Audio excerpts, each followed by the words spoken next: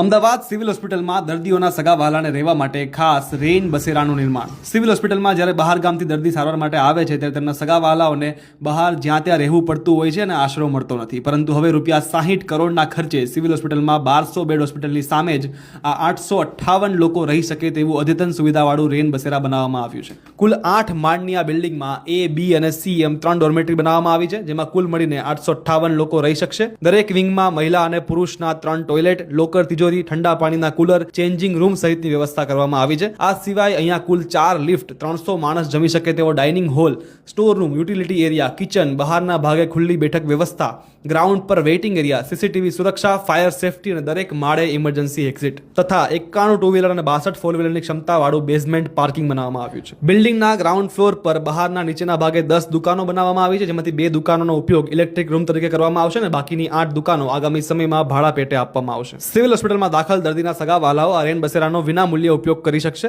Entry મેળવવા માટે દર્દી સિવિલ હોસ્પિટલમાં કયા વિભાગમાં દાખલ છે તેનો પુરાવો અને ઓળખપત્ર આપીને રજીસ્ટ્રેશન થઈ શકશે. હાલ રેન બસેરાનું કામ 95% જેટલું પૂરું થઈ ગયું છે. બહારના ભાગ પર કલર કામ ચાલી રહ્યું છે, જે થોડા દિવસમાં પૂરું થઈ જશે અને નજીકના ભવિષ્યમાં ઉદ્ઘાટન કરીને આ રેન બસેરા લોકો માટે ખુલ્લું મૂકવામાં આવશે. એટલે બહાર ગામથી આવતા દર્દીઓના સગા વહાલાઓને એક સારો એવો આશરો મળી જશે. Ground report, Ahmedabad media.